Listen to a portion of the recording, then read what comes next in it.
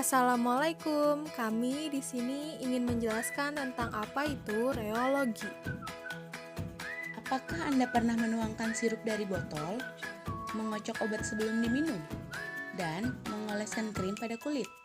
Secara tidak langsung, Anda telah melakukan kegiatan yang menggambarkan sifat aliran dari bahan yang Anda pergunakan. Sistem aliran dalam farmasi disebut reologi. Menurut Bingham dan Crawford, reologi menggambarkan aliran zat cair atau perubahan bentuk, deformasi, zat di bawah tekanan. Penerapan reologi dalam bidang farmasi.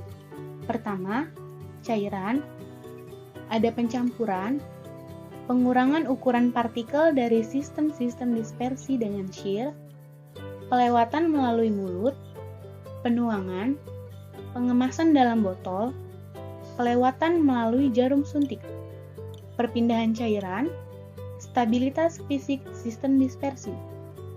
Yang kedua ada semi-solid, ada penyebaran dan pelekatan pada kulit, pemindahan dari wadah atau tub, kemampuan zat padat untuk bercampur dengan cairan-cairan, pelepasan obat dari basisnya. Yang ketiga, ada padatan.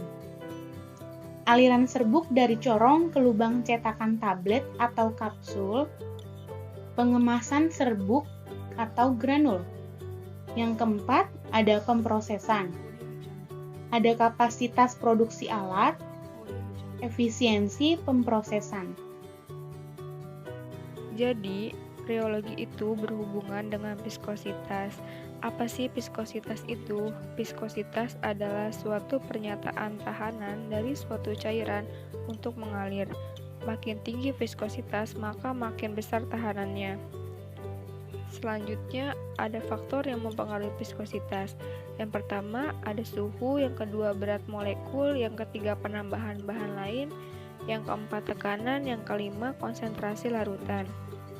Viskositas mempunyai dua tipe aliran, yaitu Newton dan non-Newton.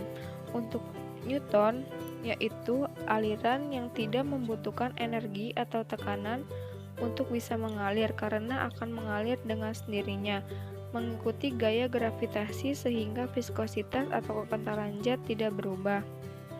Sedangkan untuk non-Newton, tipe ini adalah kebalikan dari aliran Newton. Aliran ini dipengaruhi oleh adanya kecepatan dari besarnya energi atau tekanan. Non-Newton terbagi menjadi dua, time independent dan time dependent. Time independent itu terbagi menjadi tiga. Yang pertama, aliran plastis. Kurva aliran plastis tidak melalui titik 0,0, tapi memotong sumbu sharing stress pada suatu titik tertentu yang dikenal dengan sebagai harga yield. Contohnya suspensi terflokulasi, yaitu suspensi dengan ukuran partikel yang besar sehingga bila mengendap tidak berbentuk endapan yang rapat, dan bila dikocok akan segera terdispersi dalam pembawanya. Yang kedua, aliran pseudoplastis. Kurva untuk aliran pseudoplastis dimulai dari 0,0. Tidak ada yield value dan bukan suatu harga tunggal. Disebut juga sistem geser encer. Contohnya, kecap atau saus tomat dalam botol. Sebelum dikocok, saus tomat akan susah dituang dari botol. Tetapi setelah dikocok, maka akan mudah dikeluarkan dari botol, yang disebut sistem geser encer. Ketiga, aliran dilatan. Dilatan disebut juga sebagai sistem geser kental.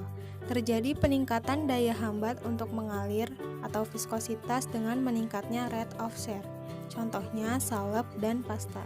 Karena butuh tekanan yang lebih besar untuk mengeluarkan dari wadahnya. Time dependent terbagi menjadi dua. Yang pertama, aliran thixotropik. Tipe sediaan thixotropik bila dalam keadaan diam akan menyerupai suatu gel.